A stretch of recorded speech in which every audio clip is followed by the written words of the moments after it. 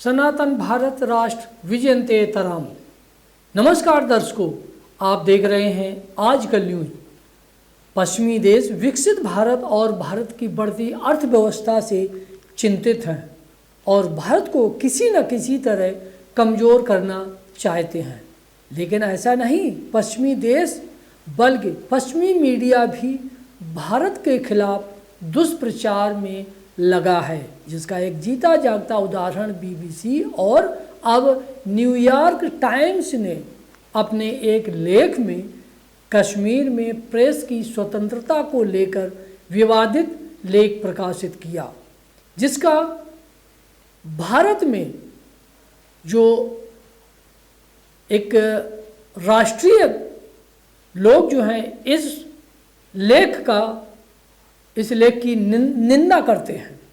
इसी को लेकर भारत के तथाकथित कुछ वामपंथी पत्रकारों और भारत की राजनीतिक विपक्षी पार्टियों ने न्यूयॉर्क टाइम्स के लेख का समर्थन किया है। ये एक बड़ा दुर्भाग्यपूर्ण है कि बाहर की मीडिया अगर देश के किसी राज्य के बारे में अगर उसका दुष्प्रचार करते हैं तो इससे बड़ा दुर्भाग्य नहीं और कोई हो सकता है, क्योंकि ये एक लोकतांत्रिक देश है।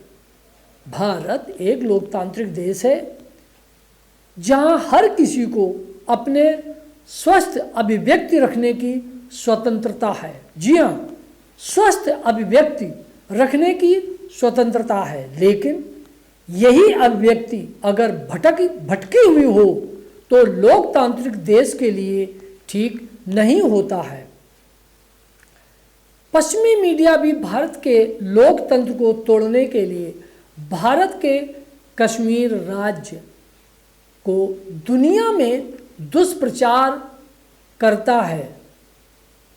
जैसा कि न्यूयॉर्क टाइम्स ने अपने एक लेख में लिखा है, और क्या क्या लिखा है, अगर मोदी देश के बाकी हिस्सों में सूचना नियंत्रण के कश्मीर मॉडल को पेश करने में सफल होते हैं तो ये न केवल प्रेस की स्वतंत्रता को खतरे में डालेगा बल्कि खुद भारतीय लोकतंत्र को भी।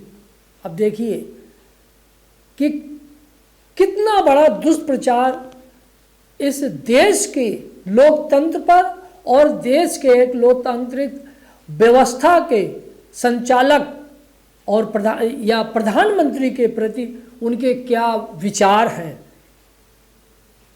इससे एक तो ये साबित होता है कि पश्चिमी मीडिया हो या वहाँ के पश्चिमी देश, वो भारत को कभी भी आगे बढ़ने देना नहीं चाहते हैं। यानी वो कहीं न कहीं भारत के विकास में कुछ न कुछ वो रोड़े जरूर डालेंगे, चाहे वो वैचारिक रोड़े हों या बौद्धिक रोड़े हों। इससे एक बात समझ में आई कि विपक्षी मीडिया का भारत के वर्तमान प्रधानमंत्री और देश के प्रति क्या रवैया है। लोकतंत्र के तौर पर भारत पूर्णतः परिपक्व है।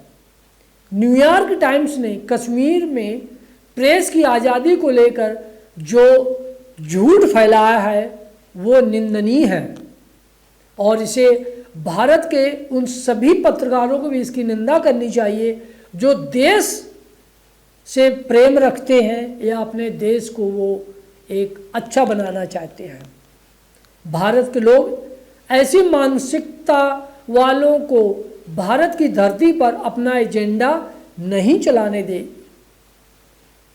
जी हाँ, ये जो राष्ट्रीय पत्रकार हैं, ये जो अब भारतीय राष्ट्र पर जिनको या भारतीय के संविधान पर जिनको पूरा विश्वास है, ऐसे पत्रकारों को आगे आना चाहिए और इस तरह के मीडिया यानी जैसे कि न्यूयॉर्क टाइम्स ने जो लिखा है इसका पुरजोर विरोध करना चाहिए। अब आगे क्या है, ये आर्टिकल ऐसे वक्त में लिखा गया है जब कश्मीर को लेकर कोई आम विमर्श नहीं चल रहा है। जी हाँ, भारत में G20 के कार्यक्रम जरूर चल रहे हैं जिसमें दूसरे कई देशों के प्रतिनिधियों की बड़ी हिस्सेदारी है और ये टाइमिंग पर भी प्रश्न है। मतलब तो ये टाइमिंग पर भी प्रश्न है कि ऐसे समय पर ये इन्होंने लिखा है कि जब यहाँ पर इस G20 में दूसरे देशों के प्रतिनिधित्व जो यहाँ प्रतिनिधित्व कर रहे हैं या आए हुए हैं वो समय लिया गया है। लेकिन न्यूयॉर्क टाइम्स के आर्टिकल में छापी दुष्प्रचार बातें ये सत्य नहीं है और न्यूयॉर्क टाइम्स को कश्मीर के बारे में सच्चाई से कोसों दूर है। ये जो इन्होंने लिखा है उससे लगता है कि कश्मीर के बारे में कुछ नहीं जानते, हालांकि ऐसा नहीं, वो सब कुछ जानता है, लेकिन इसके बावजूद भी ये दुनिया में जो दुष्प्रचार कश्मीर को लेकर कर रहे हैं भारत को, ये कहीं ना कहीं हमारे लोकतंत्र को कमज़ोर करने की एक पहल है।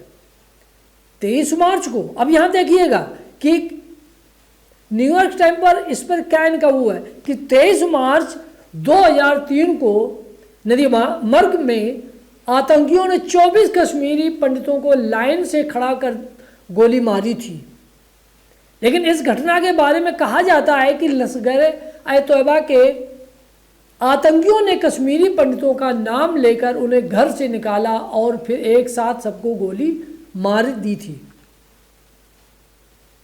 यही न्यूयॉर्क टाइम ने कभी पाकिस्तान और अफगानिस्तान पर कुछ भी नहीं छापा होगा और भारत के तथाकथित कुछ ऐसे टुकड़े टुकड़े गैंग के कुछ ऐसे पत्रकार हैं जो भी उन लोगों ने भी कभी भी इस मुद्दे पर कभी नहीं छापा होगा कि पाकिस्तान में क्या चल रहा है, अफगानिस्तान में जो हुआ वो क्या था। वो इस पे किसी की भी हिम्मत नहीं होती है कि इस पर कुछ लिख सके। वो जानते हैं कि जब हम इस पर लिखेंगे तो उसकी प्रतिक्रिया किस रूप में आएगी ये पूरी जग जाहिर है।